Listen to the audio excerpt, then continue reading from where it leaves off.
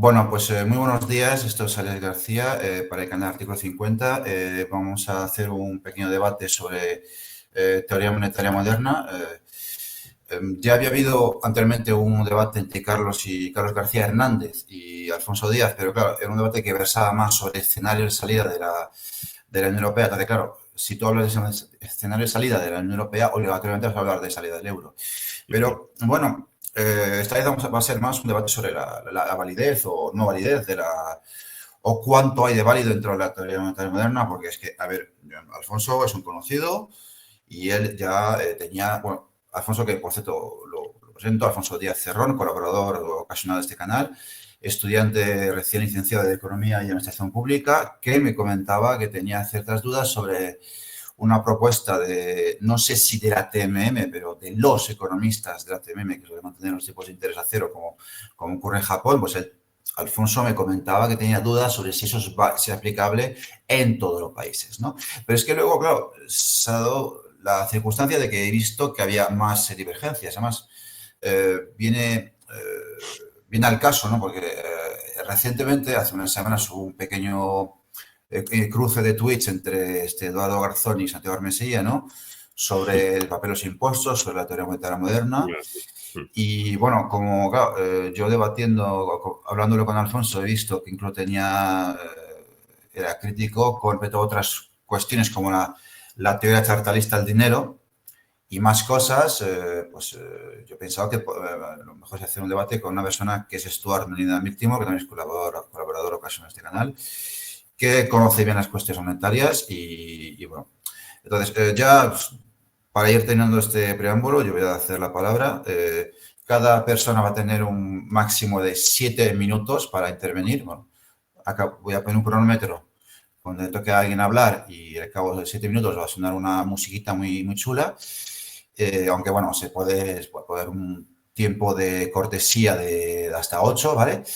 Y de eso se va a tratar. Se va a estructurar esto en distintos bloques. Vamos a hablar de teoría chartalista del dinero, bueno, de tipos de interés a cero y luego podríamos incluso hacer un tercer bloque que es aplicable la teoría monetaria moderna o puede dar frutos su comprensión, que no es su aplicación, porque realmente no es un programa político, simplemente comprender los sistemas monetarios, si es aplicable en todos los países, ¿vale? Porque, pues mira, creo que lo mejor es que empiece Alfonso, porque él es el crítico, ¿de acuerdo? Sí. Entonces, que empiece él y que... ¿Te parece bien, Alfonso, empezar a hablar de teoría chartalista del dinero? Sí, sí, sin problema. Que ubicas lo que es, ¿no? De que, bueno, que el Sí, dinero sí, no claro, viene, claro, el no cartel. viene del Sí, sí, lo conozco, lo trueque, que conozco. viene de los estados. Vale, bien.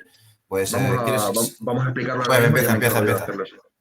Empieza, pues Bueno, empiece pues usted. la teoría chartalista del dinero surge a principios del siglo XX en Alemania, en base a los artículos y al conocimiento que fue recabando la escuela historicista alemana, y en este caso, pues bueno, sobre todo el principal valedor de esta teoría era el economista alemán Friedrich Knapp. Entonces, bueno, esta teoría lo que viene a decir es que el dinero no inicia como dinero mercancía, sino que inicia ya de base como dinero deuda a través del sellado y de la confianza que el propio Estado podía imprimirle a ese dinero, ¿no? Y esto ya, pues lógicamente se habla de hace, cuando surge el dinero, ¿no? Digamos, hace miles de años, ¿no?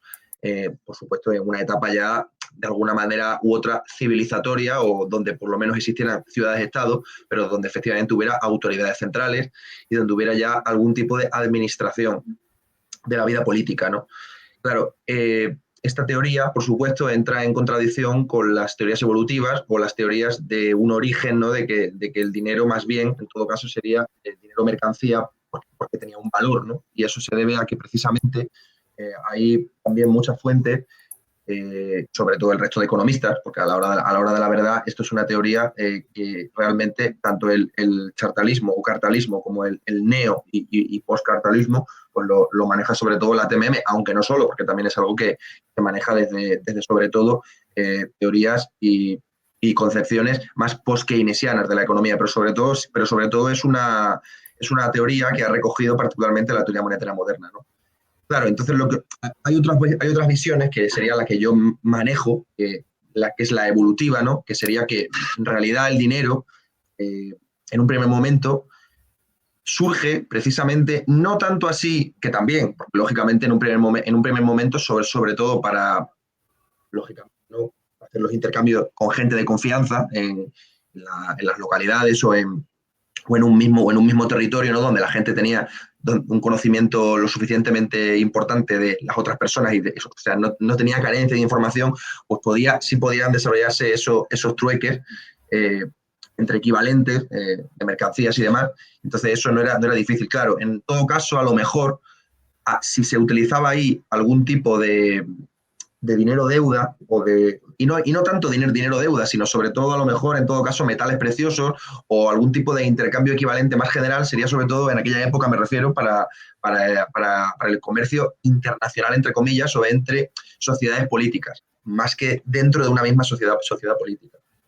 Pero yo lo que vengo a decir es que realmente la teoría cartelista tampoco es una cuestión que esté totalmente probada. De hecho, es que realmente no está nada probado. O sea, es muy difícil saber cuál fue el origen del dinero y, en todo caso, la mayor parte de economistas tendemos a pensar que en un primer momento era dinero mercancía porque hay muchas fuentes que indican que estaban respaldados en metales preciosos. Pero realmente no se sabe exactamente cómo surge el dinero como lo entendemos hoy. Claro, yo puedo entender perfectamente que los que defienden la TMM, pues en la actualidad, por ejemplo, pues tengan más argumentario que nunca, ¿no? Porque lógicamente hoy el dinero no está respaldado en casi nada, por lo menos ¿no?, que es la moneda de curso legal en el mercado mundial, debido a que es la moneda de reserva mundial y ya precisamente después de que Nixon,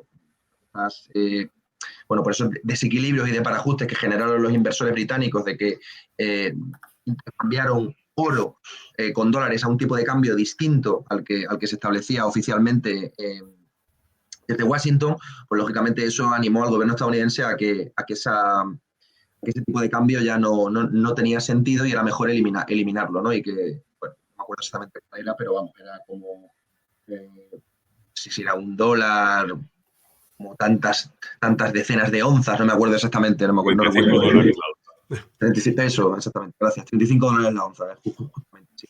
$35 la onza. Entonces, claro, evidentemente, pues este tipo de cambio, pues, como digo, los inversores británicos, pues no lo aceptaron y, lógicamente, pues ellos decidieron dar más dólares por menos oro, porque en ese momento había un exceso de demanda de oro, por decirlo así, ¿no? Pero bueno, ya digo, es que es complicado saber realmente cuál es el origen del dinero y si realmente es dinero mercancía o dinero deuda. Yo tiendo a pensar que el dinero probablemente surgió como un equivalente general en un primer momento, y porque también los agentes privados pues lo empezarían a utilizar precisamente por comodidad. Y el Estado ya fue ahí cuando lo oficializó, pero no tanto que el Estado lo crease desde arriba. Yo creo que fue algo más desde abajo, porque tampoco creo yo que un Estado de esa época, ¿no?, que generalmente no tenía mucha intención en intervenir en casi ningún aspecto de la vida, más allá de algunas cuestiones esenciales, ¿no?, sobre todo relativas a la seguridad y a la administración de las relaciones internacionales particularmente y de la administración de justicia, pero que más allá de eso los estados de aquella época intervenían muy poco, ¿no? Entonces no es seguro, por lo menos a mi juicio, ¿no?, que el Estado directamente pues dijera, vamos a crear el dinero como una deuda del Estado, ¿no? No sé, yo ya digo, tengo muchísimas dudas y considero que la teoría evolutiva es más solvente, y de hecho la teoría evolutiva la defienden muchísimos economistas, ya sean marxistas, liberales y también muchos keynesianos y post-keynesianos, que tampoco es una cosa que la defendamos solo los marxistas o los liberales, eso lo defiende mucha gente. Como ya se va a acabar el tiempo, pues creo que ya es suficiente con esto. Vale, sí. Bien, gracias por no superar el tiempo estipulado. Entonces, ¿qué tiene Stuart Medina que responder a esto? Bueno, ahí creo que al final yo creo que un poco ha dado una clave importante, ¿no? Y es que esta teoría evolutiva efectivamente es sobre todo la teoría favorita de los liberales, ¿no? Y luego, curiosamente, pues algunos marxistas, no sé por qué, pues se acogen a ella, ¿no?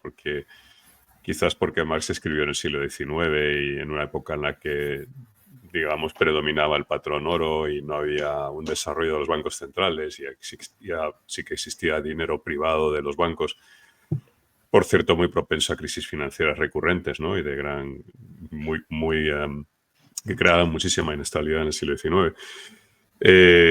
Pero vamos, yo creo, a ver, primero, yo creo que para la teoría monetaria moderna el tema histórico es una cuestión secundaria. Es importante como, digamos, cuestión de curiosidad intelectual, ¿no? Lo que importa es cómo funciona nuestro sistema monetario hoy, actualmente.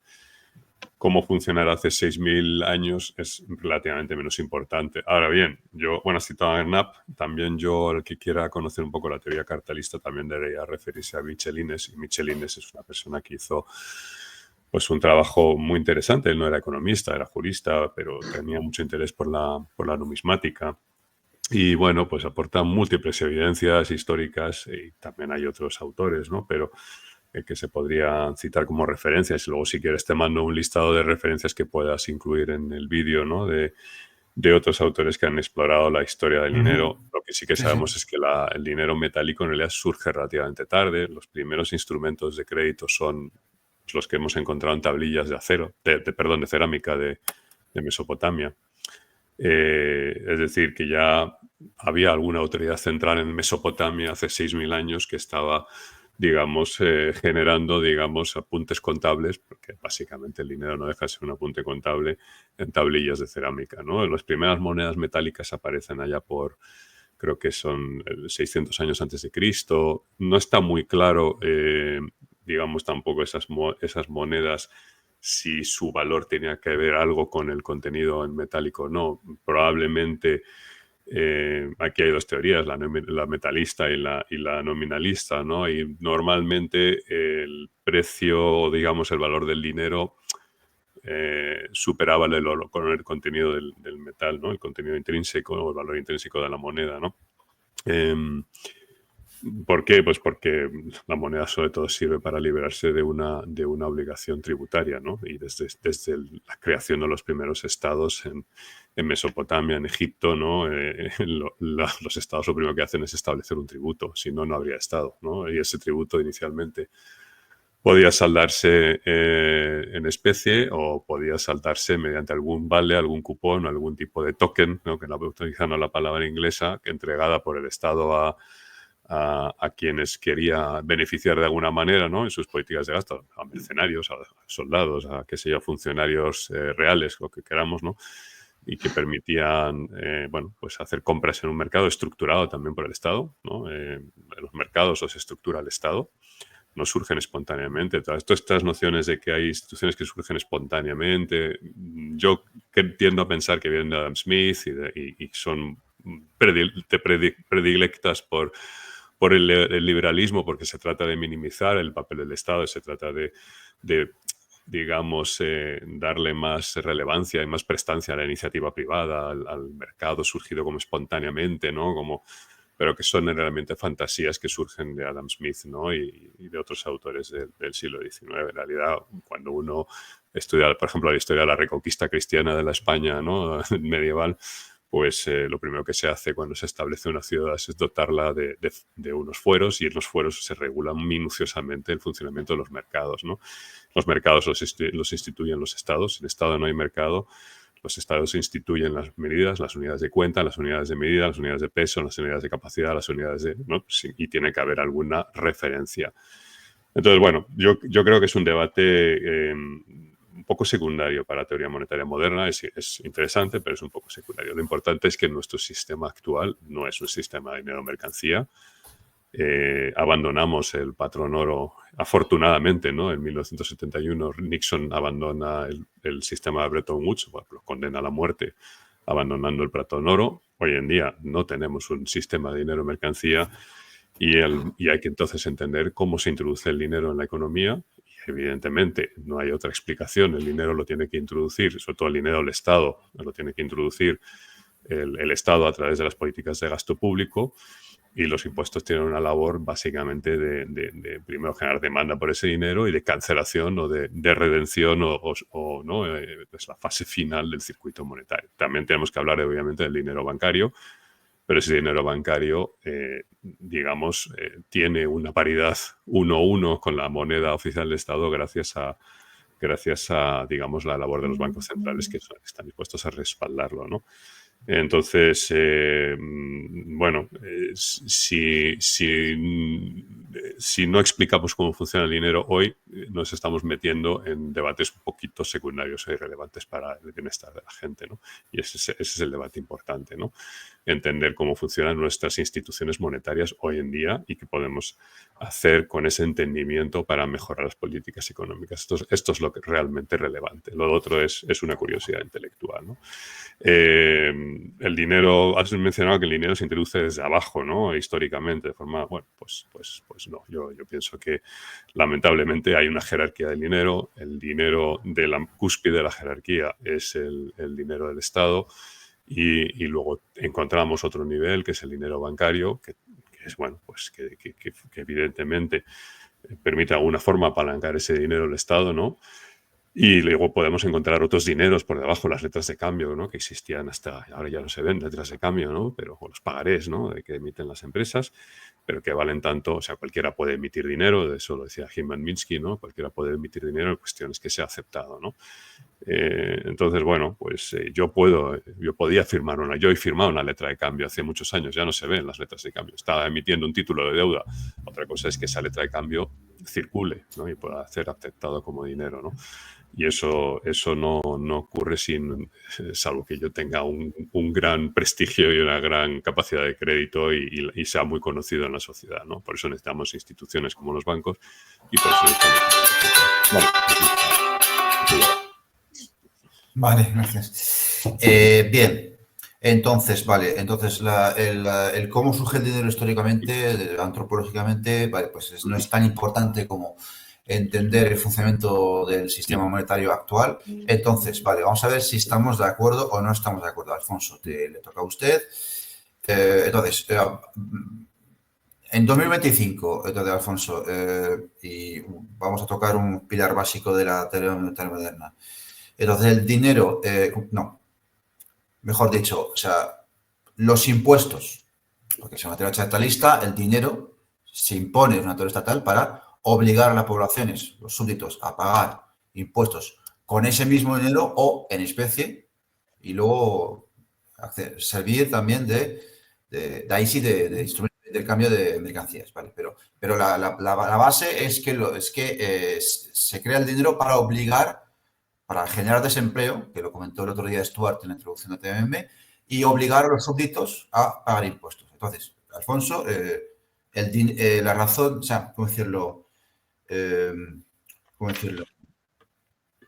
El motivo por el cual funciona un sistema monetario es que el Banco Central, o el Estado, obliga a la gente a pagar impuestos en esa moneda y eso es cómo funciona el sistema monetario. ¿Estás de acuerdo o no? Yo entiendo que habrá más factores. El funcionamiento de un sistema económico, hombre, evidentemente depende de los impuestos, porque los impuestos valorizan un trabajo que si no hubiera impuestos, pues no sería valorizable al mismo nivel, ¿no? Entonces, hombre, los impuestos son un instrumento que los estados necesitan, naturalmente, para poder subsistir, porque si no hubiera impuestos, los estados no podrían prácticamente que no podrían financiarse. Claro, vosotros, por ejemplo, entendéis que el Estado se puede financiar a sí mismo porque tiene la autoridad central del Banco Central y puede autofinanciarse. Claro, pero también hay que entender lo siguiente. Claro, hay estados y estados. Habrá estados, como el Estado estadounidense, que impone su moneda debido a que es la moneda de reserva mundial. Y, lógicamente, esa moneda siempre va a ser demandada tanto dentro como fuera porque es una moneda que genera confianza porque se utiliza para todas las transacciones del mundo. Entonces, el Estado estadounidense, cada vez que imprime dinero, pues lógicamente no suele tener ningún problema porque esa moneda va a encontrar mercado. En cualquier caso, lo encontrará tanto dentro como fuera. Y sobre todo lo va a encontrar fuera porque se utiliza para todas las transacciones. Pero, por ejemplo, un estado como, por ejemplo, yo qué sé, Zambia o Zimbabue o, yo qué sé, Nueva Guinea, Papúa. ¿Vosotros creéis de verdad que ese estado genera la suficiente confianza a nivel internacional como para que su moneda financie a ese propio estado en exclusiva? Hombre, yo, por ejemplo, os remito al dilema de Triffin, ¿no? Que efectivamente indicaba que efectivamente cuando tu moneda es la moneda de reserva mundial, pues tú tienes una enorme ventaja, porque lógicamente tu moneda, cuando se imprime, pues no genera ningún tipo de desequilibrio monetario, porque al final esa moneda siempre va a encontrar mercado, como digo. Entonces, claro, Estados Unidos, si lo pensáis, le beneficia la situación actual implantada por Nixon. Por eso hay muchos países, particularmente los países del BRICS, que sí quieren que se vuelva de algún modo a algún tipo de patrón metálico o basado en otro tipo de activo que también genere confianza, ya sea un combustible o lo que fuera, ¿no? Podría ser también un patrón gas, un patrón petróleo, no lo sé, lo que fuera, ¿no? Bueno, de hecho ya existe una especie de petrodólar también, lo que pasa es que eso más bien lo que supone es que el dólar se utilice para las transacciones petroleras en el mundo, ¿no? Yo ya digo, yo creo que Stuart, claro, entiende que es mejor que no haya un patrón oro para no limitar a los estados en su política de gasto, lo cual en cierto sentido tiene cierta razón, porque lógicamente Estados Unidos, claro que tiene muy pocas limitaciones para el gasto gracias a que su moneda es la moneda de reserva mundial, pero claro, Stuart, Zimbabue no tiene una moneda de reserva mundial. Zimbabue es un estado que es muy débil y que no genera confianza en los inversores internacionales. Es un país que lógicamente se entiende que es un país riesgoso para invertir en él. Entonces, indudablemente, ese país no tiene la misma facilidad de autofinanciamiento con su propia moneda, porque cierto, además es un país que no tiene soberanía monetaria, por tanto no nos valdría. Pero bueno, hay muchos países que no generan mucha confianza que tienen soberanía monetaria. Mismamente, Serbia, por ejemplo, o incluso, bueno, Turquía genera más confianza, pero tampoco genera tanta como otros países. ¿Tiene capacidad de autofinanciación con su moneda, como diría Stuart? Indudablemente, claro que la tiene. Pero efectivamente también impone tributos, porque lógicamente ese país necesita otra fuente de financiación. Porque si solo te financias imprimiendo dinero, a la hora de la verdad no estás creando valor. Claro, los impuestos lo que indican, de alguna manera o de otra, es ese valor creado, porque las personas están aportando una parte de su trabajo al Estado.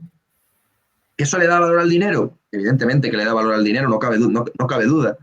Pero a la hora de la verdad, el Estado, si solo imprime dinero, no genera ningún tipo de valor. Entonces, ya digo, yo creo que las teorías monetarias modernas, por decirlo así, habría que repensarlas.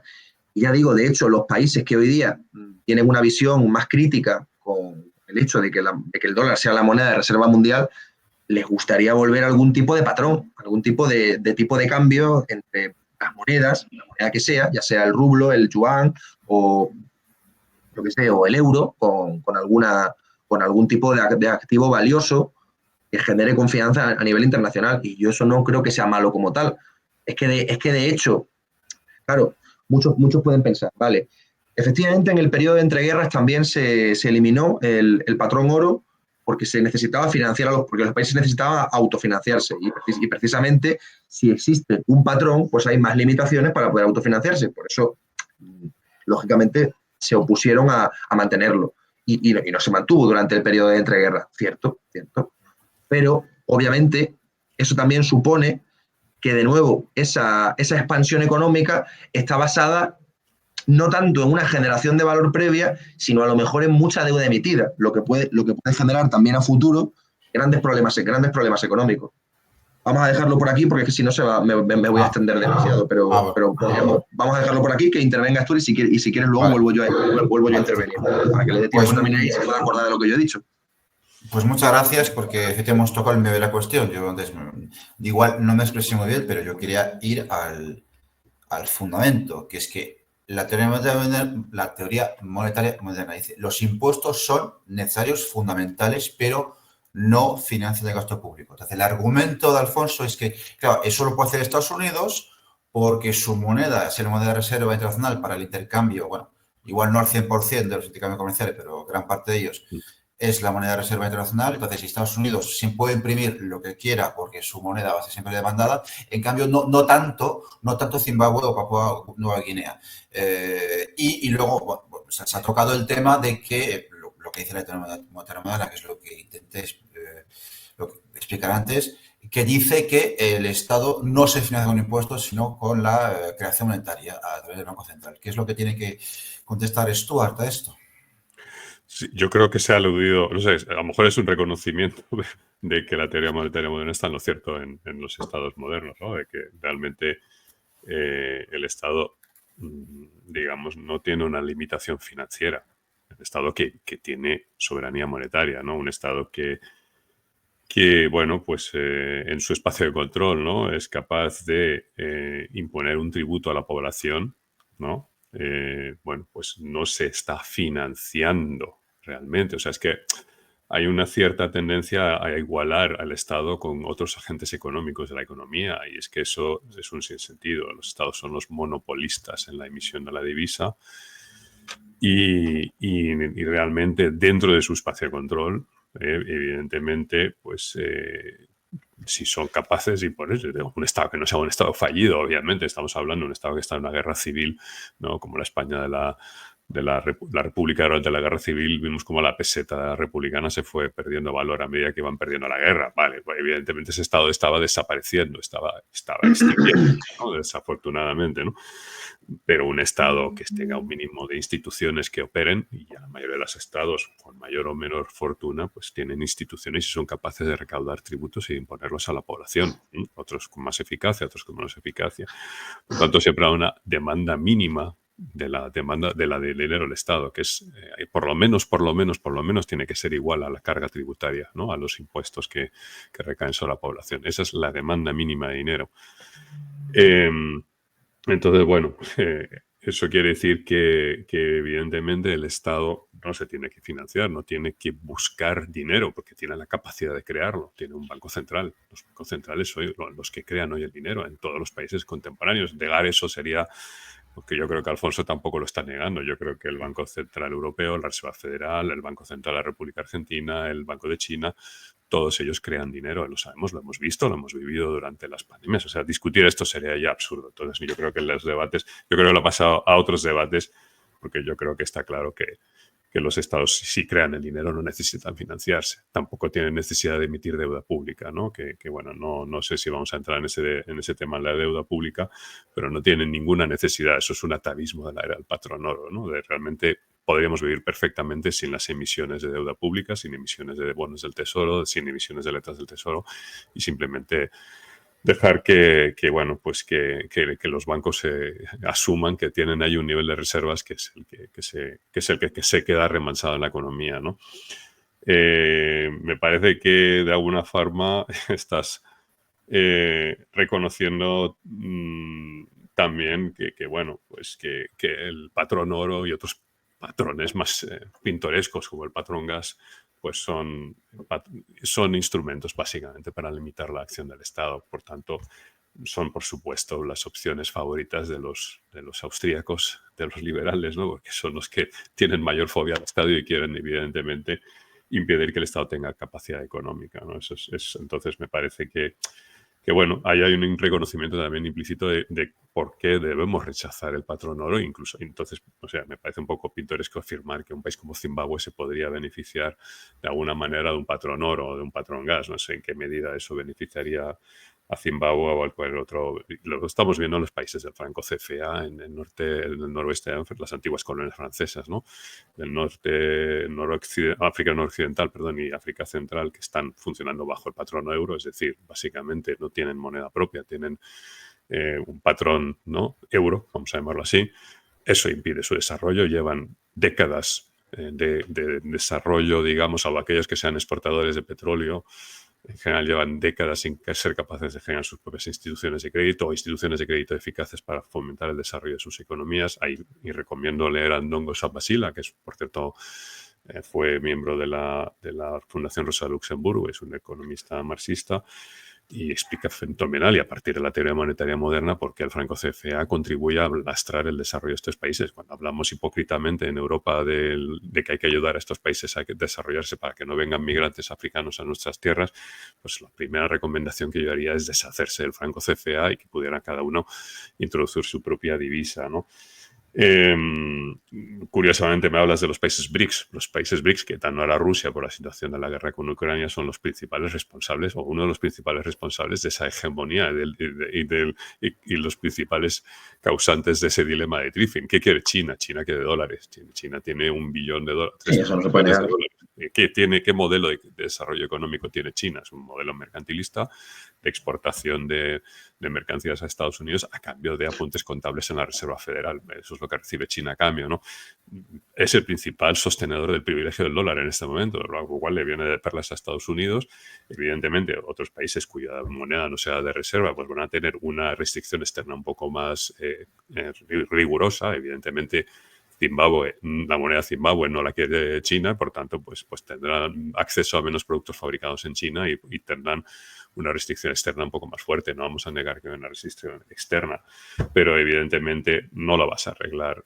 Los BRICS no lo van a arreglar mientras su modelo siga siendo mercantilista.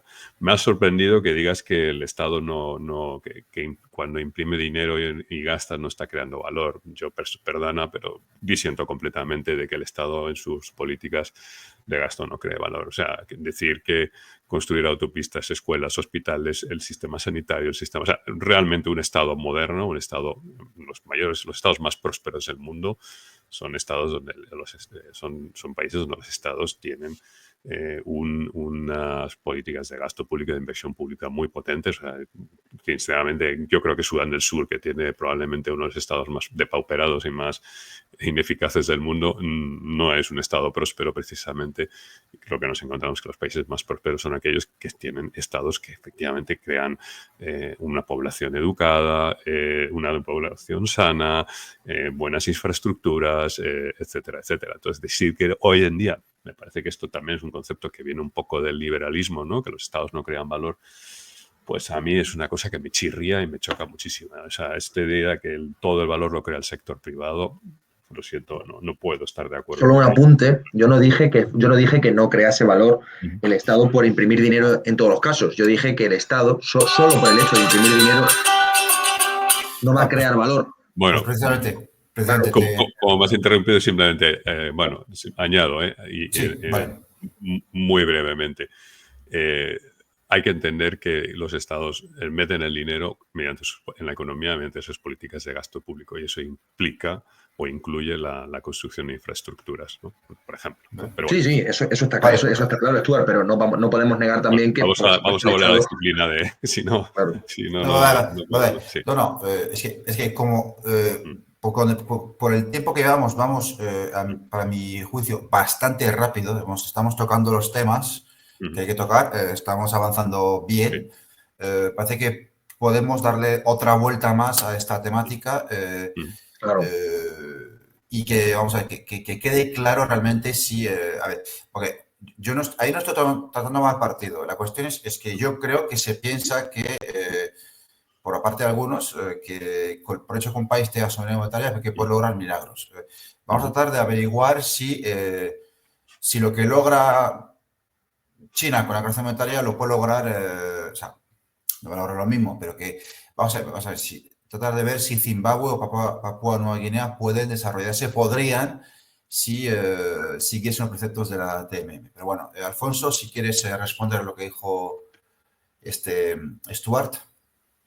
A ver, yo simplemente quiero agregar que yo no dije que el Estado no crease valor en ningún caso. Evidentemente eso sería falso, claro. Yo lo que digo es que el Estado, por el hecho de gastar en muchas partidas, siempre genere un gran valor o un valor. A veces sí generará valor, pero a veces también habrá inversiones improductivas, porque a veces el Estado puede gastar ese dinero en cuestiones que no generan valor como tal. Claro, Stuart, hablas de infraestructura, indudablemente eso va a generar valor. Si creamos una autopista en nuestro país, pues obviamente eso tiene un valor para la sociedad porque la gente va a utilizarla. Pero si, por ejemplo, ese dinero que se crea, porque efectivamente también nuestro banco central, que está en el sistema europeo de bancos centrales, en el SEP y en el eurosistema también, porque somos del euro, pues indudablemente nuestro banco central también puede crear dinero de alguna manera o de otra. Lo que pasa es que tiene, de algún modo, unas dificultades, crear dinero seguramente mayores que las de países que tengan una soberanía monetaria plena, o hasta cierto punto, o tendrán limitaciones establecidas desde arriba, me figuro yo. Ese tema tampoco lo tengo tan estudiado, pero me figuro que andará un poco la cosa por ahí. Entonces, yo lo que vengo a decir es que, imagínate, hay una partida que se invierte, por ejemplo, en cuestiones que a lo mejor pueden tener un valor social, pero que no generan un valor real. Porque, por ejemplo, tú ponte el caso, se está invirtiendo dinero público, pues yo qué sé, en una charla sobre ecología. Eso no genera un valor real. Esto puede generar un valor de activismo, un valor social a cierto punto. Hombre, yo que no soy ecologista, para mí genera muy, muy poco valor, indudablemente. Para una persona que es ecologista, pues generará más valor. Pero eso hay que reconocer que también el Estado puede gastar de maneras que no genere un valor tan palpable, ¿no? Si quieres comentarlo también, tú eres ese tema para que te dé también la réplica y luego ya continuamos con este tema. ¿Tú crees que el Estado genera valor en todo caso, cada vez que gasta dinero? ¿Tú crees que genera siempre valor? No es que terminara, sino que creo que es bueno que él también que responda a eso. Vale. Sigue. Hombre, evidentemente habrá gasto público completamente socialmente ineficaz. Claro. Por ejemplo, la corrupción, ¿no? O por ejemplo, qué sé yo, gastos absurdos protocolarios, ¿no? Cuando hay un acto de estos en que aparece el monarca, ¿no? Y desfilan militares y tal, que bueno, pues eso es un gasto de poca creación de, vamos, que quiero decir que claro, poco a la sociedad y al bienestar de la gente. Yo considero que lo que da valor es lo que genera bienestar a la ciudadanía, ¿no? Es decir, el gasto sanitario, el gasto en educación, gasto en vivienda, que es insuficiente en este país, gasto en carreteras, gasto en aguas, en obras hidráulicas, ¿no? Que, por ejemplo, a los que hubieran evitado las catástrofes de Valencia, ¿no? Con la Dana. Pero igual que puedes criticar políticas de gasto público suntuarias, ¿no? o ineficientes, ¿no? Pues también puedo criticar políticas de gasto del sector privado completamente ineficientes. Por ejemplo, el marketing, la televenta, todos los productos de mierda de plástico hechos en China, ¿no? Que no sirven para absolutamente nada y de las que están llenas nuestras casas, ¿no? Y que no crean absolutamente ningún bienestar y que encima, pues, cuya fabricación e importación genera un montón de emisiones. Yo qué sé, los vigilantes jurados, el nivel o sea, pensemos en la burbuja inmobiliaria que desencadenó la banca privada en España, es decir, podemos criticar las políticas de gasto público, pero también hay mucho que criticar de las políticas de gasto del sector privado. O sea, que, es decir, que al final no cabe duda. Lo que estamos diciendo es que el Estado sí que tiene la capacidad de comprar todo aquello que esté a la venta dentro de su espacio de control con su moneda. Y una cosa es utilizarlo para unos fines y para otros fines. Evidentemente, nosotros desde la teoría monetaria moderna decimos que el Estado puede gastar más de lo que está gastando en cosas socialmente eficientes y socialmente beneficiosas para la sociedad y que realmente crean muchísimo valor, como por ejemplo un buen plan de empleo garantizado, un buen plan de vivienda pública. O sea, yo personalmente abogo por la construcción de vivienda por el Estado, desde el Estado, con medios propios del Estado. ¿Por qué abogo por los medios propios del Estado? Porque si no, estamos generando toda esta casta de plutócratas que están corrompiendo todo el sistema occidental, Elon Musk, etcétera, ¿no? El señor Roche, el señor, yo qué sé, cualquiera de los billonarios que ahora mismo están controlando el poder con el dinero que les ha entregado el Estado, ¿no? Que les ha entregado el Estado fundamentalmente a través de ayudas públicas, a través de procesos de licitación. ¿No? Los grandes magnates de la construcción, sus fortunas no existirían si no fuera porque antes el Estado les ha entregado un contrato de construcción de carreteras, ¿no? Entonces, bueno, lo que planteamos es que una comprensión de la teoría monetaria moderna, una buena comprensión de nuestro sistema monetario nos permite entender que el Estado puede hacer otras cosas que maximizan el bienestar de la ciudadanía y de la sociedad y que son diferentes a las que hace el sector privado impulsado por el crédito bancario, que además es una creación de dinero procíclica y expuesta a crisis financieras recurrentes, ¿no? Mientras que el gasto público puede y debe funcionar de forma anticíclica y asegurando siempre el máximo bienestar para la ciudadanía. Y desde luego yo abogo por el desarrollo de las actividades que puede ejecutar el Estado incluso con medios propios. Por ejemplo, acabar con el capitalismo de consultoría, ¿no? O sea, ahora todas las administraciones públicas españolas, sin excepción ninguna, dan unos contratos a dedo a firmas de consultoría para hacer unos informes de mierda, ¿no? Y dictar las políticas públicas desde un enfoque neoliberal. Entonces, bueno, pues Eso es algo que yo he denunciado, por ejemplo, en un artículo hace relativamente pocos años. En fin, puedo dar miles de ejemplos, ¿no? Pero sí que afirmo que el Estado crea valor cuando hace las políticas públicas que van en interés de la mayoría de la ciudadanía. Cuando van en interés de intereses privados, ¿no? de minorías, etcétera, en ahí no crea valor. Correcto. Entonces en ese sentido, aceptarías hasta cierto punto control del gasto, pero sí asumiendo que, por supuesto, el Estado genera valor, lo cual no estás en lo incorrecto. Estás en lo correcto, eso sí es correcto, sí. Claro. Una control del gasto, sí.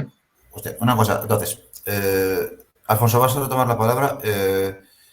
Me gustaría luego que se hablase de dos cosas todavía, de los impuestos otra vez, para que quede claro, y luego los tipos de interés a cero, pero quisiera, si es posible, que profundizarais un poco en una cosa que habéis comentado.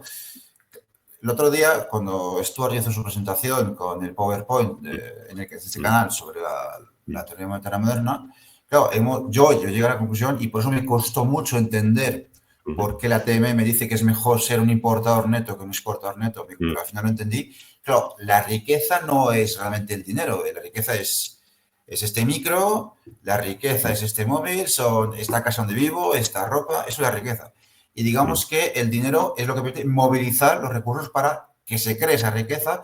Entonces, sí, entonces la limitación, realmente no hay limitación en términos absolutos a la creación monetaria. La riqueza estaría en los recursos que tú puedes movilizar para crear riqueza. ¿Tú con eso estás de acuerdo, Alfonso?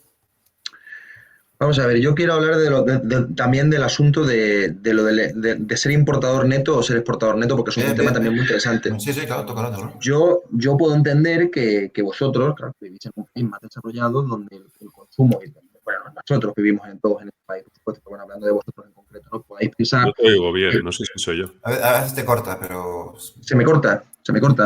Se te medio corta, pero ahora creo que ahora estoy bien. Sí, porque a lo mejor es porque estoy lejos del micrófono. Bueno, vamos a ver. Yo tiendo a pensar que ser, en todo caso, importador neto tampoco tiene mucho sentido. Yo, de nuevo, puedo entender que desde España pues, podamos tender a ser importadores netos precisamente porque ya tenemos una demanda interna lo suficientemente fuerte, porque nuestros niveles de ingreso y de renta pues, son más altos que en otros países. Y tampoco nuestra población precisamente está muy volcada al ahorro más extremo, ¿no? Como se le ocurre a otras sociedades políticas, ¿no? Por su mentalidad, etcétera, como la sociedad china, por ejemplo, que todavía tiende mucho más al ahorro, ¿no? Por eso es un país que todavía está en exportador neto, algo que probablemente irá cambiando con el tiempo en lo que vaya cambiando su curva de demanda, ¿no? Aquí a 10, 20 años, ¿no? Bueno, de hecho, el presidente Xi Jinping planteó la idea de que tenía una doble circulación, ¿no? Que ellos siguieran exportando mucho, pero que también entrasen bastantes productos de fuera y que la sociedad china consumiera más, ¿no? Porque, por supuesto, al gobierno chino le interesa que su población consuma más, ¿no? A cualquier gobierno le interesa que su sociedad consuma más porque eso, evidentemente, genera una expansión de la economía, ¿no? No cabe la menor duda. Entonces, yo creo que, bueno, pese a todo eso, tampoco es para nada malo ser exportador neto, sobre todo cuando tus niveles de desarrollo no son muy, muy elevados y efectivamente ahí tu demanda interna no es muy alta, por lo tanto te interesa venderle esos productos a países donde esa demanda interna sí es más alta. Claro, eso, pero diría Stuart, con razón también, eso repercute en negativo en el bienestar de la población de ese país. En verdad, Stuart, repercutiría en negativo. Eso creo que alguna vez lo has comentado tú también, o lo comentáis las personas que decís que es bueno ser importador neto. Pero hay que comprender eso. Lógicamente, un país, cuando está en vías de desarrollo, lógicamente, para lograr un mayor bienestar, no va a ser algo rápido y va a implicar mucho trabajo de base, porque lógicamente el nivel de desarrollo es muy limitado. Entonces, claro, en ese momento se parte de un equilibrio en el cual el crecimiento es más fácil que el de nuestros países, porque nuestros países, por supuesto, generalmente van a crecer a tasas de crecimiento anuales sobre el PIB más reducidas que las de los países en vías de desarrollo, pero indudablemente eso tampoco ya de por sí es una seguridad de, claro, ya creces menos, entonces eres importador neto. Pues tampoco, o sea, también puede ser exportador neto. De hecho, Japón es un país que sigue siendo exportador neto, o Corea del Sur, tampoco es algo malo. Eso ya depende un poco de pues las aspiraciones del gobierno de turno, ¿no? Claro, si por ejemplo Stuart fuera presidente, él promovería que España fuera importadora neta, pero yo no promovería eso, yo promovería que España, en el mejor de los casos, tuviera un equilibrio, o si no, que fuera exportadora neta, porque no me parece negativo. De hecho, y eso creo que Stuart estará de acuerdo, precisamente los Estados Unidos de América, cuando acabó la guerra, eran exportadores netos y tenían un control del mundo mucho más grande que ahora. Precisamente porque antes ellos exportaban a todo el mundo y hoy en todo caso le importan a todo el mundo. Claro, los países somos dependientes de ellos porque nos importan, claro. Pero cuando tú eres el que produce las mercancías y encima las exportas, tienes un mayor control del mercado mundial. Por eso yo tampoco tengo tan claro la idea de que porque seas importador neto ya eso siempre es mejor. Yo eso no estoy de acuerdo, la verdad. Yo creo que eso hay que pensarlo muchísimo.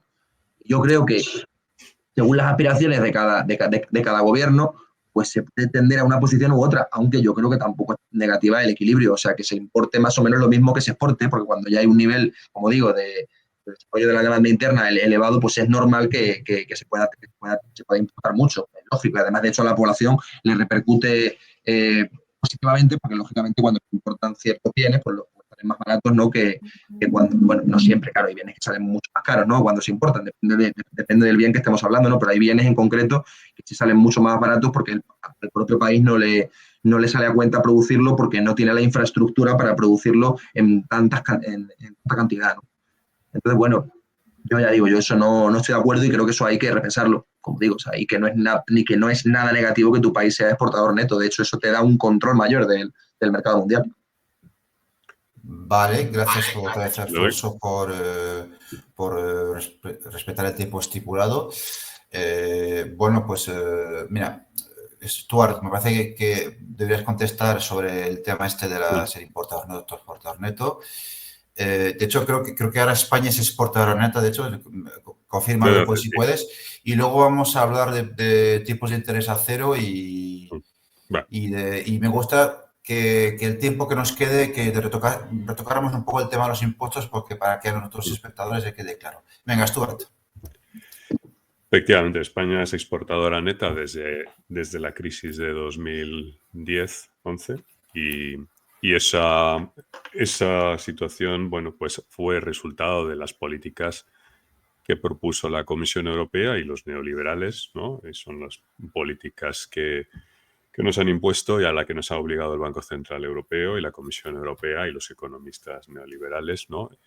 Básicamente eso se consigue pues como toda, digamos que en general entre los neoliberales y entre el pensamiento neoclásico, pues domina, digamos, esta idea de que todos los países tienen que ser exportadores netos. Hay un pequeño problema, no todos los países pueden ser exportadores netos a la vez. Es matemáticamente imposible porque si un país es exportador neto, otro tiene que ser importador neto. Es imposible que todos seamos exportadores netos.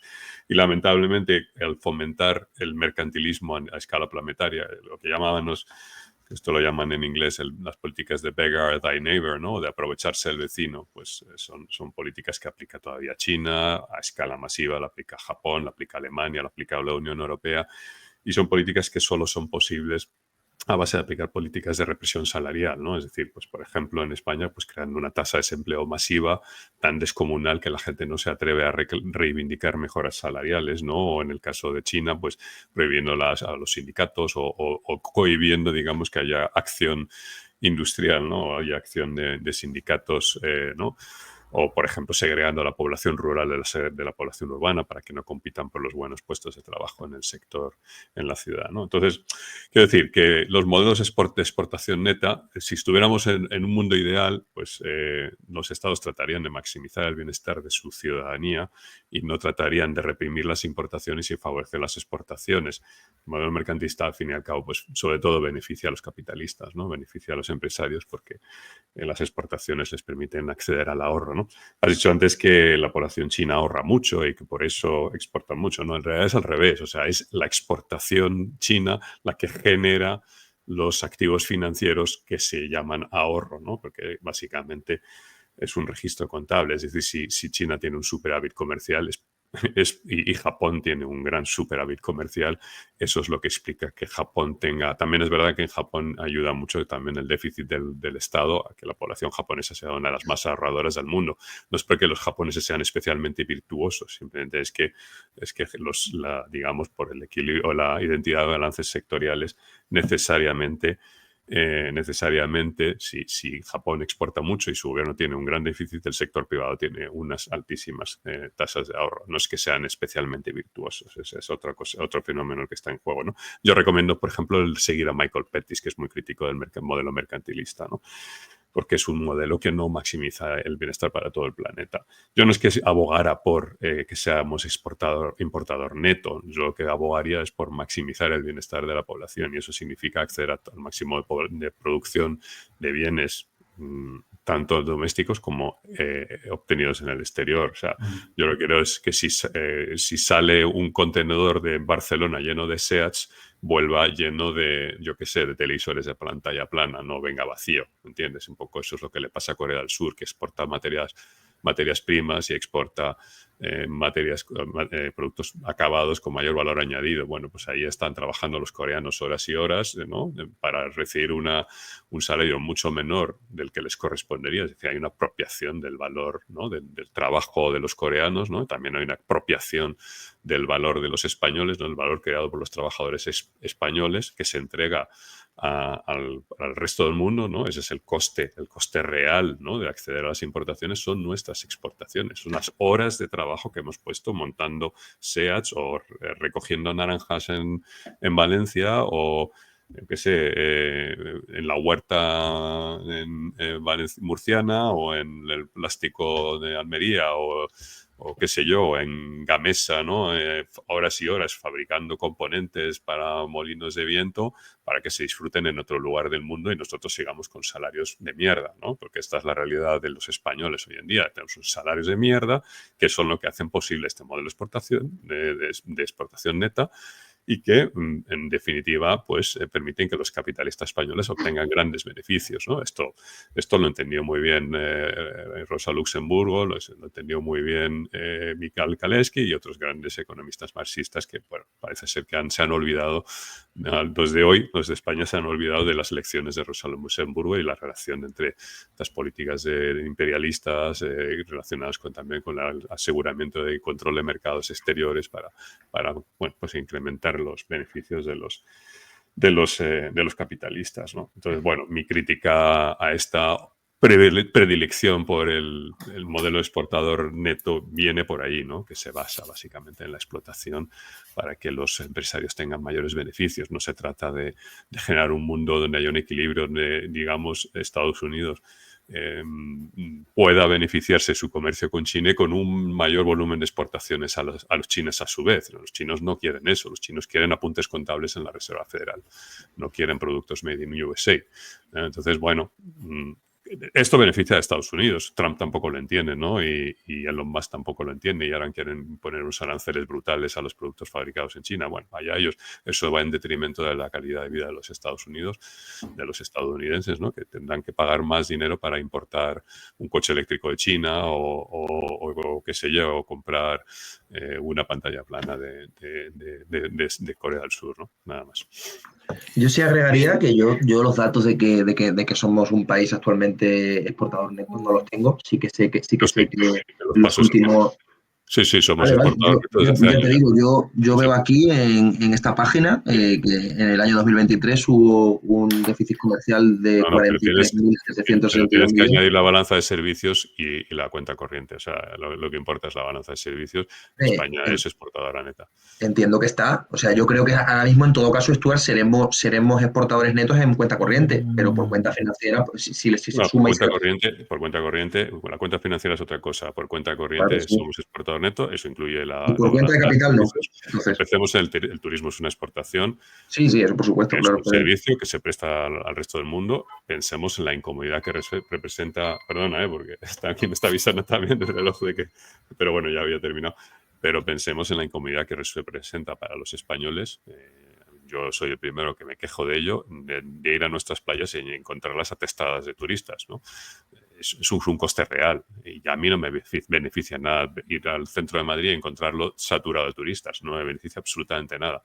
O sea, para mí es un deterioro de calidad de vida. Yo preferiría, francamente, que hubiera menos turistas, pero lamentablemente este es el modelo que nos imponen, ¿no? El de exportar, ¿para qué? Para que no disfrutar de nada, porque al final tampoco me suben el sueldo, ¿no? Sufro la incomodidad y los costes, pero no me beneficio de las exportaciones. Vale.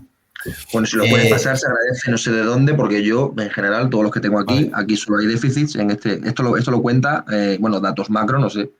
Vale, Alfonso, pásame luego el enlace por WhatsApp, se lo paso a Stuart o lo de su teléfono si quieres y ya vemos cómo resolvemos esto. Si le digo al canal para que lo confirme, lo desmienta o que escriba un artículo. No, a ver, que tenemos superávit. Pero no pasa nada porque corriente te lo digo que está. Porque puede que él esté acertado si solo hablamos de cuenta corriente. Yo, de hecho, creo que está acertado. Lo que pasa es que, claro, la balanza de pago incluye la cuenta corriente y la cuenta de capital, no solamente la sí, pero la cuenta de capital es relevante. Está la cuenta de operaciones financieras, que esa es más importante, pero la cuenta corriente es la balanza comercial. La cuenta financiera, claro. Y luego está la de servicios. Evidentemente, cuando incluye servicios, España tiene un superávit desde hace bastantes años.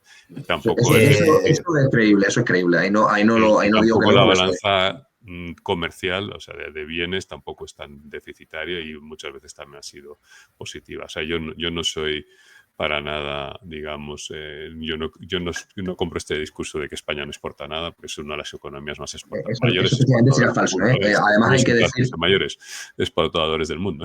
O sea, de hecho, hay que decir que en los últimos 15 o 13 años nuestras exportaciones han subido considerablemente en ese país. Sí, porque estamos en un modelo mercantilista europeo, exactamente. Eso es. Bueno, pero no mejora el bienestar, ¿eh? Has visto que exportamos más, pero no nuestro bienestar, ¿no? Así que... Cierto, sí. Yo no dije en ningún momento eso, porque yo lo que parto de la base es que un país que tiene un nivel de desarrollo muy reducido tampoco puede pretender incrementar su bienestar rápidamente. Eso es muy difícil. Creo que tenemos que hablar en eso. No digo España. España al final, es lo que digo, yo creo que los modelos de la TMM en países como España son hasta cierto punto aplicables. Si tuviéramos soberanía monetaria, no la tenemos, pero bueno, si la tuviéramos sería hasta cierto punto aplicable, pero yo... Vamos a dejarle a Alexander, que estamos rompiendo aquí la disciplina. Sí. Dale. No, a ver, pásame ese enlace a esta gráfica por WhatsApp, por email. De hecho, nada dice que no se pueda en unos meses hacer otro debate para profundizar en detalles de detalles de como estáis comentando. A mí me gustaría que ahora, porque el margen de tiempo que tenemos nos lo exige, tenemos que avanzar, que tocáramos lo que en realidad era la causa primera de organizar ese debate, porque esa era la gran discrepancia de Alfonso, empezó por ahí. Claro, es que lo dice la teoría monetaria moderna e incluso en la web de la red de MMT de España, Matthew Forstater, economista, lo ha recalcado que el mejor tipo de interés, es decir, dinero, igual ahí escapa, o sea, mis conceptos son limitados, no sé si se refiere al tipo de interés de los bancos comerciales o no, me gustaría que lo aclaréis, pero vamos, que dice que el mejor tipo de interés es el tipo de interés a cero, que tú pides prestado dinero a los bancos y tú al reembolsarlo no pagas intereses. Bueno, entonces, esto es lo que pasa, por ejemplo, o sea, no estoy seguro, creo que es lo que pasa en Japón, ¿de acuerdo? Me consta, insisto, mis conceptos son limitados, que es el Banco Central el que fija los tipos de interés y luego los bancos comerciales tienen que, digamos que, adaptarse a esas líneas directoras, ¿de acuerdo? Las directrices, Banco Central. Y tú, Alfonso, decías, bueno, es que sí, Japón sí, tal, pero eso no es posible necesariamente todo el rato o en todos lugares. Ya te dejo la palabra. Yo entiendo que, lógicamente, el tipo de interés general de una economía, lógicamente, hay varios tipos de interés, o sea, no hay solo, habrá tipos de interés, pues, de los bonos, de los préstamos, de los pagarés o según quien emita el activo, porque, claro, se emiten muchos activos financieros. Lógicamente, no todos reportan la misma tasa de retorno porque no todos los activos tienen el mismo nivel de riesgo. Hay activos que tienen un riesgo muy limitado y, lógicamente, o muy reducido, mejor dicho, y por eso su tipo de interés pues es más bajo. Y luego hay activos que lógicamente pues tienen un riesgo mucho más alto y lógicamente por eso pues tienen un tipo de interés más alto, ¿no? Claro, lo ideal sería que efectivamente los tipos de interés fueran reducidos y yo abogo por eso, desde luego, no cabe duda. Y en España pues es lo suyo. ¿Qué pasa? Que de nuevo, es que eso no es aplicable a todos los países, porque por la sencilla razón de que todos los países no generan, que eso lo has comentado tú también antes, Stuart, por el tema de las restricciones exteriores, no todos los países, eso lo sabes tú muy bien, generan el mismo nivel de confianza. Claro, no todos los países tienen el mismo nivel de prima de riesgo, por ejemplo, porque no todos los países invertir en ellos es igual de riesgoso o igual de arriesgado, perdón. Entonces, claro, de nuevo, pensar que los países del franco CFA, por ejemplo, van a tener, por decirlo así, el mismo tipo de interés que Japón, que luego todo esto es extraño, que yo no digo que no, porque evidentemente Japón, claro, es un país que dices, tiene un tipo de interés general de su economía bajísimo, no sé si está en el 0%, yo tengo mis dudas, cerca del 0%, no me cabe duda, pues sí, porque Japón, ¿cómo no va a tener tipos de interés bajos? Claro, la situación en la que se encuentra de endeudamiento público gigantesco, ¿no? De más del 200% del PIB, algo como vemos sostenible, pero sostenible en el estancamiento económico, claro. Hay que decirlo también, porque Japón tampoco es que sea un país que esté en una época maravillosa de su historia. De hecho, una de las grandes preocupaciones de la población japonesa es el nivel de deuda pública, que es altísimo, ¿no? Oye, ¿que se puede mantener? Claro, de hecho hay que decir una cosa, Japón en muchos aspectos aplica lo que vosotros planteáis en buena medida, pero está estancado. Entonces, hombre, no sé yo hasta qué punto es el mejor modelo a seguir. Pero bueno, voy a continuar, por supuesto, porque esto no es solamente lo que quería comentar, pero sí que creo que, lógicamente, los tipos de interés de equilibrio pues, se deben establecer en función de las posibilidades y las capacidades del país. No asumir que un tipo de interés cero es aplicable en cualquier mercado. No, eso no es así. Eso depende del mercado. Habrá mercados más riesgosos y mercados menos riesgosos, y eso al final es una cuestión que no depende del país. Eso es una cosa que depende de la heterodeterminación, de las determinaciones que otros países y otras potencias le imponen a los estados en función de la dialéctica de estados. Porque los estados están, de alguna manera o de otra, sujetos a una dialéctica frente a otros estados. Entonces tú no puedes. Bueno, puedes hacerlo, claro que a lo mejor Papúa Nueva Guinea puede decir, venga, sí, vamos a tener tipos de interés generales en nuestra economía al 0%, como si no hubiese ningún riesgo aquí. Pero es que, claro, pues eso vale, sí, lo harían, pero al final generarían muchísimos desbarajustes y probablemente eso iría en detrimento de su crecimiento económico, lo más probable. Y a lo mejor no, pero lo más probable es que sí, a mi juicio, por lo menos, vamos. Y yo no soy liberal, pero es que, no sé, hay cosas que son un poco absurdas, la verdad. No todos los países son iguales. Y hay países que son sujetos de las relaciones internacionales y otros que son objetos, tristemente, porque no tienen el mismo nivel de poder. Entonces, claro, un país como Japón, pues sí, pues claro que puede a lo mejor imponer esos tipos de interés y que la gente siga invirtiendo en sus bonos del tesoro, pues sí, pero habrá otros países que hagan eso y nadie invierta en sus bonos, ¿no? Entonces, bueno, yo simplemente creo que eso es Yo leí el artículo de ese economista que has comentado precisamente y yo creo que ese hombre se equivoca, pero vamos, rotundamente, vamos. Los tipos de interés cero además tienen otro problema. O sea, cuando hay un desequilibrio y querrías bajar más los tipos para expandir un poquito la economía, no puedes porque ya está muy bajo. Entonces, imagínate que los tienes por lo menos al 3, o al 4, o al 1,5, o al 2.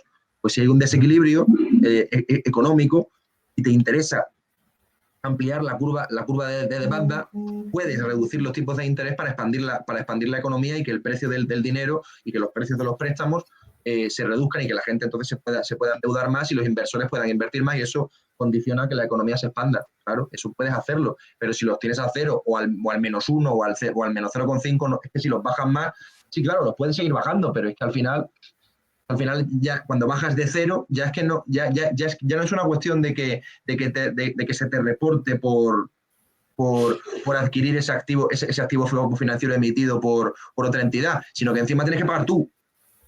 Claro, es que no sé, son cuestiones que ya digo que yo ya digo, no soy experto tampoco en estos temas, pero parece lógico pensar que un tipo de interés tan reducido no debería ser algo general para todos los momentos y ya ni hablemos de para todos los países. Pero vamos, yo sí creo lo siguiente, yo creo que es muy positivo que los países tengan tipos de interés relativamente reducidos y hay que tender a ello, porque lógicamente eso, como bien dices tú, fomenta el bienestar de la población y al final ese debe ser siempre el objetivo principal, el beneficiar no tanto a los inversores o a los capitalistas, como dice él, cosa cierta, sino beneficiar sobre todo a las personas que se endeudan, porque obviamente hay muchas personas que necesitan endeudarse para poder tener una vivienda, por ejemplo, o lo que sea, o a lo mejor una persona que se quiere endeudar para abrir un pequeño negocio, lo cual es totalmente respetable, y efectivamente a esas personas se les siempre más trabas que a los grandes capitalistas que, como ha comentado él, acceden a los concursos públicos los primeros, a las licitaciones, a sus empresas se les dan infinidad de subvenciones por no hacer nada, que si contratan a personas a lo mejor, en teoría, que tienen dificultades o discapacidades, aunque luego a lo mejor solo contratan a poquísimos, pero igualmente les dan la subvención, o innovan supuestamente, pero luego han innovado muy poco, pero igualmente les dan la subvención de innovación. En fin, yo eso evidentemente no lo voy a negar, porque evidentemente el mundo es injusto, tristemente, muy tristemente, el mundo es muy injusto, y son las grandes fortunas los que suelen beneficiarse de, irónicamente, ¿no? La gente más rica y la gente de clase media alta son los que más se benefician de las subvenciones públicas que la gente más humilde, ¿no? Que a veces no sabe ni pedirlas, ¿no? A veces se benefician también. Tampoco vamos a negar que gente humilde se beneficie de las subvenciones, pero hay que reconocer que a nivel general hay muchas personas que poseen mucho, que se benefician mucho de las subvenciones que Bueno. Bueno, pues no tengo nada que añadir. No tengo nada que añadir. Tipos de interés cero. En base a los argumentos de Alfonso, ¿qué tiene que contestar de su argumento? Vale, bueno, empiezo, ¿no? Vale. Bueno, oye, sobre Japón, estuve hace un mes en Japón y decir que ojalá fuéramos Japón, de verdad. Qué envidia. Qué envidia. Qué nivel de educación, de limpieza, tasa de desempleo del 2,6% que ya quisiéramos en este país. No se ven mendigos en la calle, las calles están impecables, la comida es de una calidad excelente, los precios son baratos. O sea, Japón, una maravilla. Ya quisiera yo estar pasando las penalidades de la población japonesa, pero bueno, es curioso, ¿no? Como siempre se cita a Japón como una especie de caso de que el problema de Japón precisamente es el modelo mercantilista, ¿no? El neomercantilista basado en exportaciones netas que impide que la población japonesa viviera aún mejor si no tuvieran ese modelo, ¿no? Paradójicamente, el Banco Central de Japón mantiene los tipos en 0% porque creen también en la teoría neoclásica, ¿no? No es que ellos estén aplicando TMM, ¿no? Porque además la TMM no se aplica.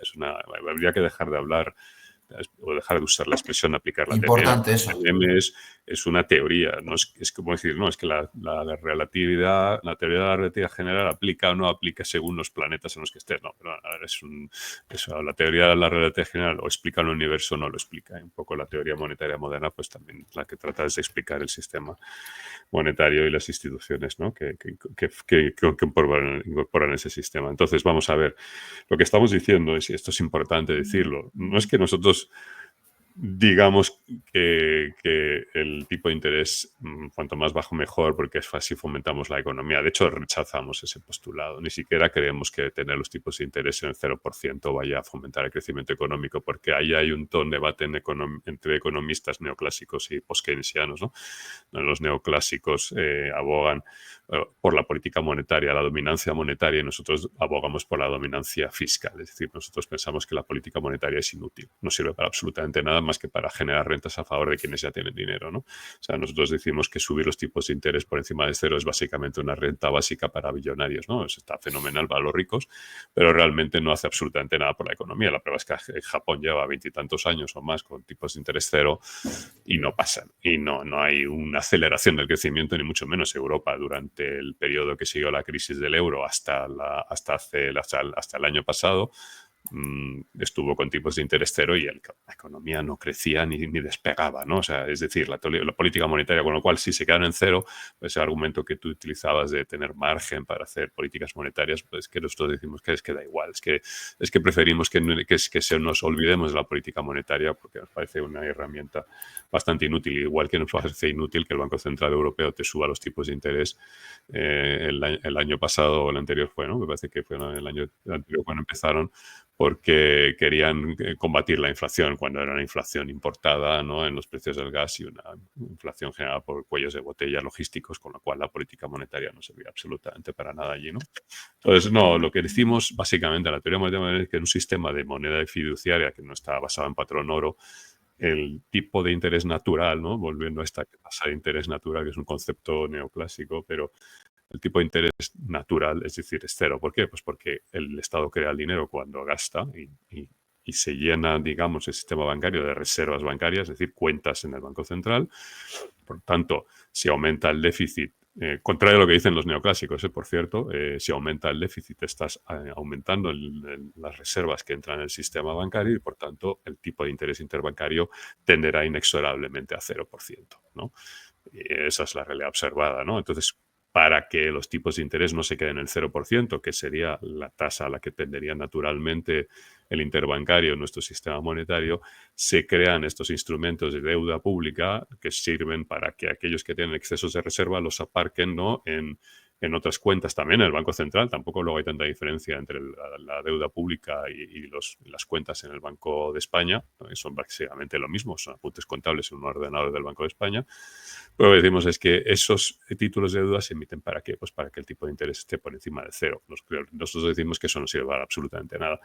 Que los países en desarrollo no pueden tener un tipo de interés cero. Bueno, claro, si anclan su divisa al dólar, si emiten deuda pública en dólares y se dedican a hacer todo tipo de estrategias de ensanchamiento de la restricción externa a base de manipulación de su divisa, con la esperanza de que eso al final vaya a funcionar, pues efectivamente, sí, ahí acabas pues en la trampa de Argentina, ¿no?, que pretende anclar el peso al dólar, llevan años fracasando en el intento y además emitiendo deuda en dólares que luego no pueden servir y acaban con hiperinflaciones y acaban con una divisa que se deprecia de forma precipitada y que efectivamente pues acaban, bueno, Turquía también ha hecho lo mismo, ¿no?, emiten deuda pública en divisas y entonces pues claro, para conseguir esas divisas suben el tipo de interés, a ver si así entran las divisas que no consiguen vía exportaciones y bueno, pues empiezan a subir el tipo y bueno, pues subirlo, pues llevar al 50. Aquí, a mí me han dicho economistas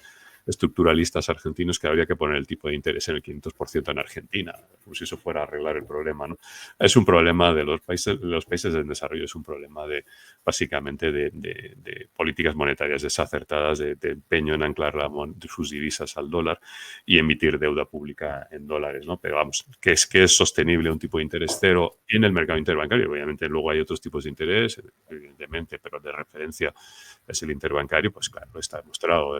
Japón lleva más de 20 y tantos años, Europa estuvo casi una década con tipos de interés cero y no pasó absolutamente nada. La deuda pública japonesa es perfectamente sostenible, igual que la de Estados Unidos, que también es muy grande, porque está denominada en yenes. Entonces, el yen lo emite el gobierno de Japón y es imposible que Japón no pueda entregar yenes al vencimiento de su deuda pública. Por tanto, Japón nunca va a quebrar porque tenga mucha deuda pública en yenes y no es ningún problema, como demuestra que llevan 20 y tantos años. A lo mejor necesitamos 100 años también para demostrar que la deuda pública japonesa no es un problema, pero bueno, yo creo que 20 años ya es suficiente tiempo como para demostrar que la deuda pública japonesa es perfectamente sostenible, ¿no? Bueno, veamos que se me va a acabar el tiempo. Vale.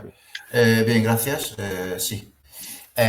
Vale, pues mirad, como creo que Stuart se tiene que ir a las 12:30, sí.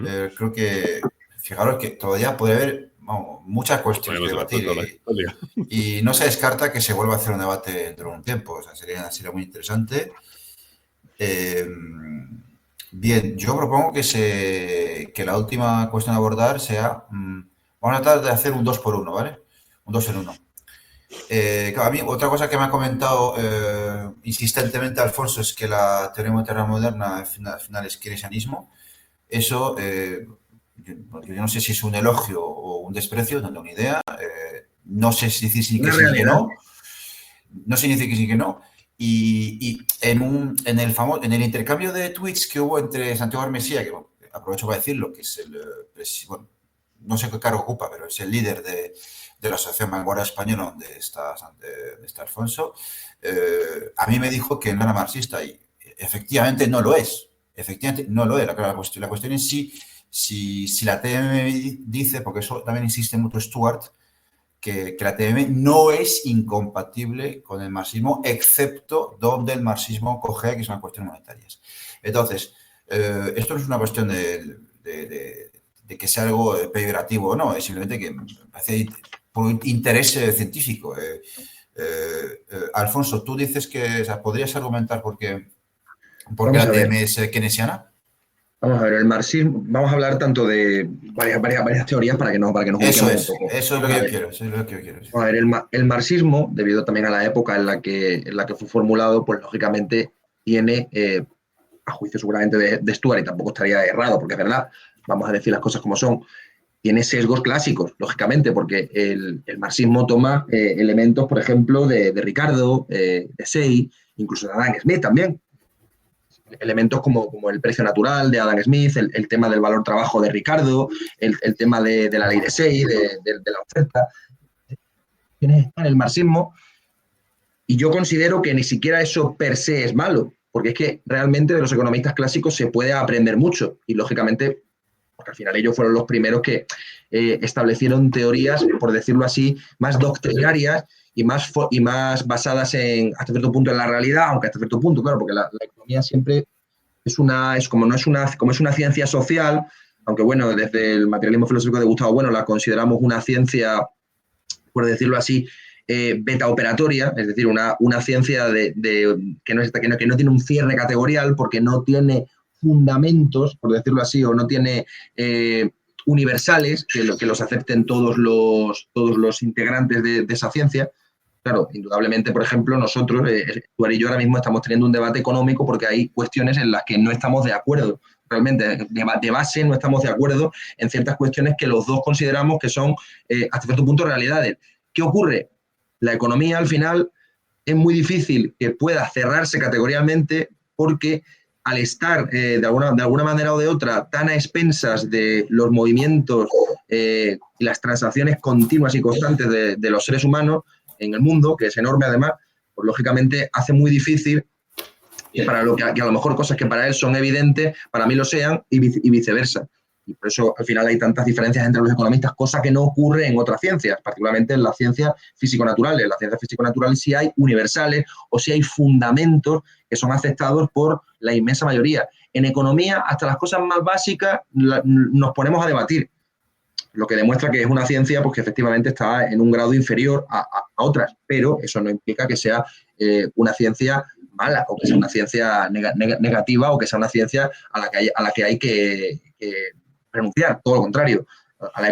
De economía hay que hablar y mucho, precisamente porque la vida de las personas depende de que un buen manejo de la economía se efectúe, ¿no? ¿Qué me sí, perdona, claro, efectivamente, lo del tema de... Si es keynesiana, sí. ¿Por qué la TMM es una teoría post-keynesiana? Yo considero que es una teoría post-keynesiana porque pone un enfoque enorme en la demanda. Por ejemplo, ahí se ve, por ejemplo, que lo que comentaba Stuart antes, ¿no? Que es muy bueno que seamos importadores netos porque así se incrementa el bienestar de la gente. Claro, pero eso todo va por el lado de la demanda, porque a la hora de la verdad, Stuart, ¿dónde queda la producción ahí? ¿Dónde queda la producción si somos importadores netos? Claro, no estoy diciendo que tú digas que no haya que producir, estaría bueno, no estoy diciendo eso, que conste, pero sí se nota que lo pones en un segundo plano. Que, ojo, yo no digo que la gente mercantilista ponga la producción siempre en primer plano, no estoy diciendo eso tampoco, pero sí que creo que las teorías post-keynesianas normalmente tienden a anteponer la demanda a la oferta.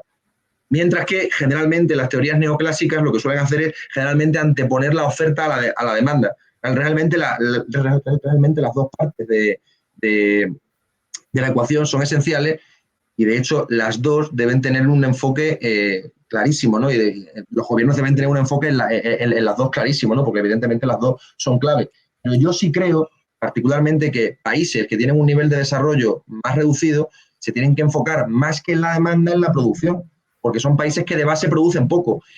Argentina, por ejemplo, tiene muchos problemas de inflación, en primer término porque no produce tanto como debería producir. Es decir, Argentina, por ejemplo, tiene oligopolios, también, que eso es otro problema, por supuesto, tiene oligopolios que fomentan que ciertos elementos de los sectores de la economía estén controlados por pocas empresas, de tal manera que esas empresas son las que luego establecen los precios Y de esa forma se genera en parte la inflación, porque cuando hay cualquier cuello de botella, cualquier problema en el acceso a cualquier mercancía en el mercado mundial, pues esas empresas tienen la capacidad, al no haber más competencia en ese país de otras empresas, pues lógicamente esas empresas suben los precios tranquilamente de forma artificial debido a los cuellos de botella y se genera una gran inflación en el país, ¿no?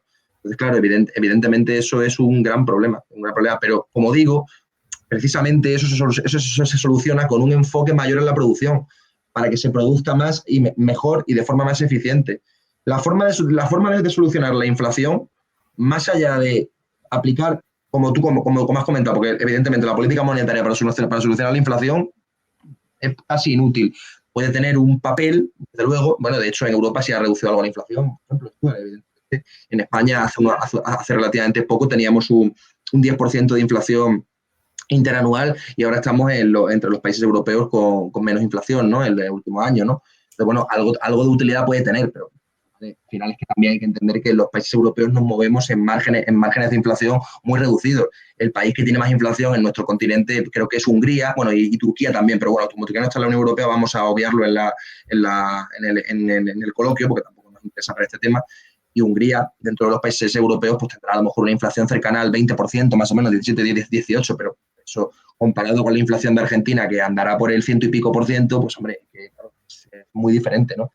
Entonces yo considero que el keynesianismo peca de efectivamente tener un enfoque demasiado grande en la demanda. Y eso puede acarrearle ciertos problemas a países en desarrollo que, más que desarrollar tanto su consumo interno, su demanda, lo que tienen que hacer, o su bienestar incluso, es generar mayores niveles de producción para poder generar más empleo, porque si no producen más, difícilmente van a generar más empleo y difícilmente van a poder tener un mejor nivel de bienestar. Claro, tú, por ejemplo, a lo mejor, Stuart, pensarás, los chinos deberían tener un nivel de bienestar mayor.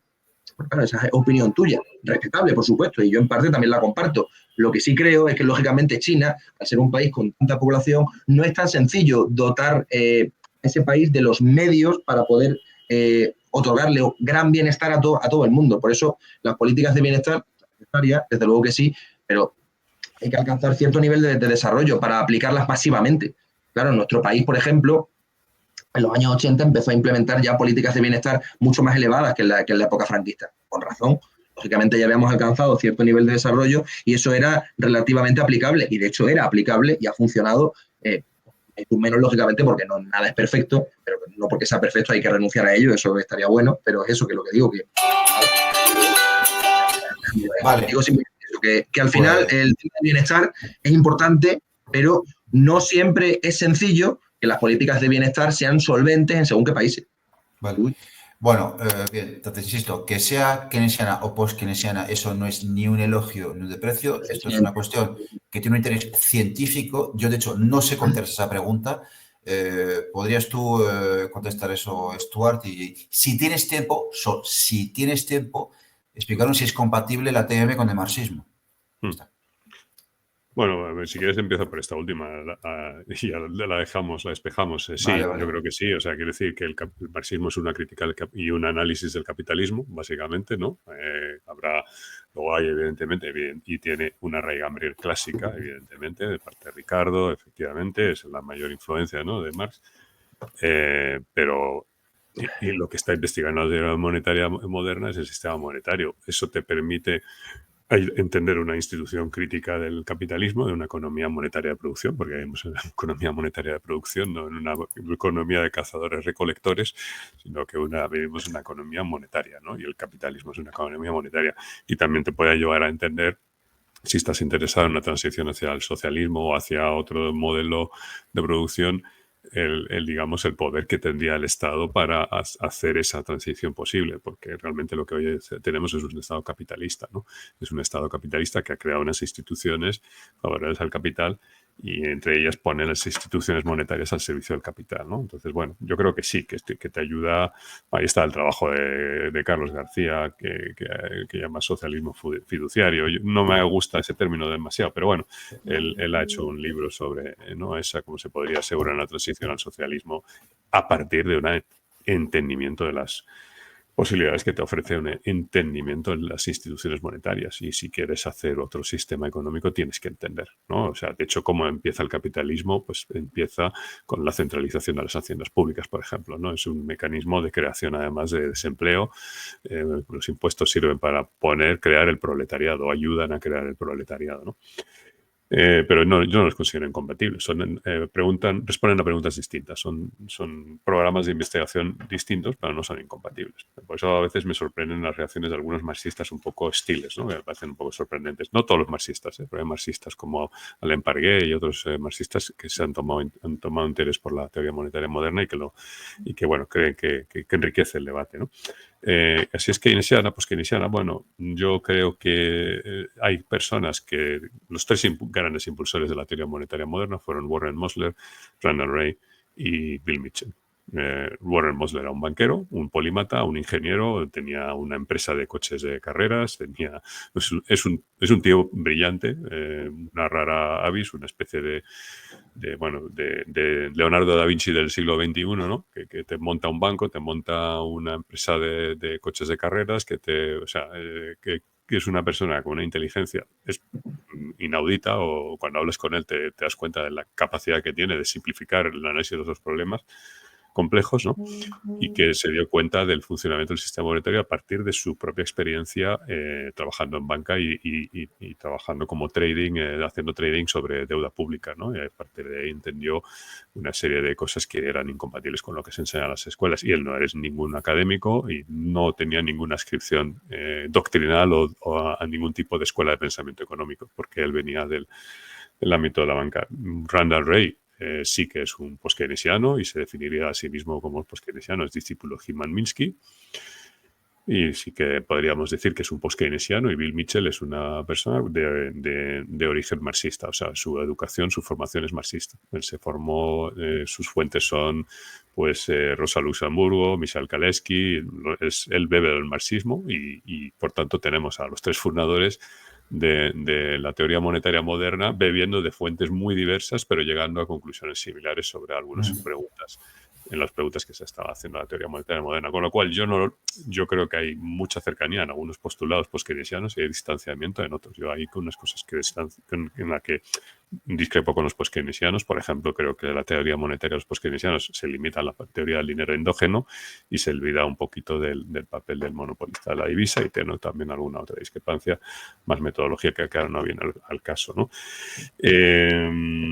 No sé, ya que has mencionado inflación y oligopolios en Argentina, hombre, yo creo que vivimos en un mundo de oligopolios, en España también, ¿eh? Y si ha sido posible el episodio de inflación en España el año pasado y el anterior en Europa, ha sido porque tenemos unos oligopolios con una gran capacidad de determinar los precios y han aprovechado la río revuelta ganancia de pescadores, han aprovechado la situación para subir precios, y ha habido estudios, ¿no? Ahí está esta economista, ¿cómo se llama? Isabel, ahora no me acuerdo del apellido, qué rabia. Luego si puedo te paso el enlace, que ha hecho un trabajo muy interesante tratando de demostrar cómo los oligopolios toman una serie de decisiones que contribuyen a acelerar la inflación en el episodio reciente que hemos vivido, que evidentemente es bastante trivial. En Argentina yo creo que el problema de la inflación no es tanto porque sea una economía de oligopolios, que también es la nuestra, clarísimamente vivimos en una economía totalmente oligopolizada, sino pregúntate de dónde viene la mayor parte de los productos que consumes, la luz, el agua.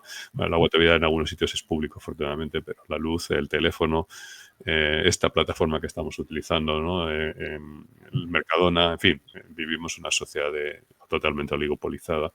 Creo que el problema de Argentina y de Turquía tiene mucho más que ver con sus políticas monetarias y sobre todo sus políticas de endeudamiento en divisas y su empeño en el anclaje al dólar del peso, ¿no? O sea, el problema de Argentina surge cuando el gobierno de Mauricio Macri en 2017 toma la decisión de ser el mayor emisor de deuda pública denominada en dólares del mundo después de Estados Unidos, ¿no? Cosa que es, por supuesto, una insensatez.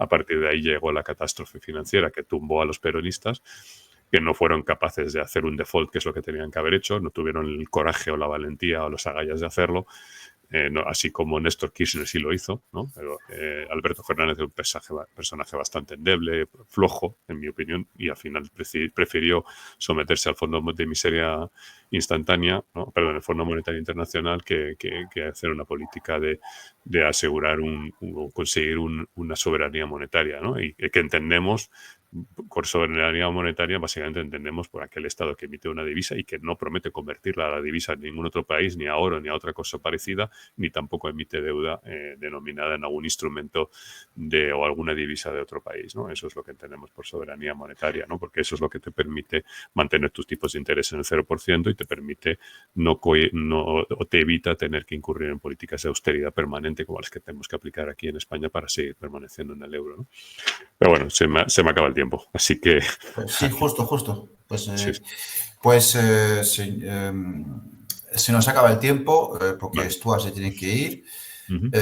Gracias a los dos por haber participado en este debate. La teoría moderna es un enfoque, un prisma muy rompedor respecto a lo que históricamente se estaba enseñando en teoría económica. Entonces, es una cosa pues, que cuesta asimilarla, a veces hay malentendidos, a veces hombres de paja. No estoy diciendo que Alfonso lo haya hecho, pero existen los hombres de paja. Y este tipo de debates son necesarios. Haría falta más, de hecho. Claro, hace falta hacerlos con personas como Alfonso Díaz, pero claro, si organizas debates entre Eduardo Garzón y Juan Ramón Rayo, va a ser más difícil alcanzar la verdad, porque Juan Ramón Rayo no es que no es que sea la persona más intelectualmente honesta del mundo, digamos, ¿no? No. Me voy a atrever a decirlo. Te mueve la portería constantemente. ¿Qué, perdón? Que te mueve la portería constantemente, ¿no? Sí, no, sí. Echa balones fuera, sí. ¿Qué es lo que no hace Alfonso? Es un buen polemista, sofista, pero es muy engañoso, sí. Entonces, poco más. Yo descarto que se vuelva a hacer porque, claro, la TMM, como analiza el sistema monetario, explica el sistema monetario y en general la economía, pues claro, hay muchas cuestiones que se nos han quedado en el tintero y no se descarta que en unos meses se va a otro debate. Yo creo que me queda por decir es si vosotros tenéis unas últimas palabras o no. Yo simplemente agregaré que efectivamente una cosa muy positiva de la teoría monetaria moderna, pese a que yo no estoy de acuerdo en todos los postulados, ya digo, lógicamente, porque al final no se tiene por qué estar de acuerdo en todo y no pasa absolutamente nada.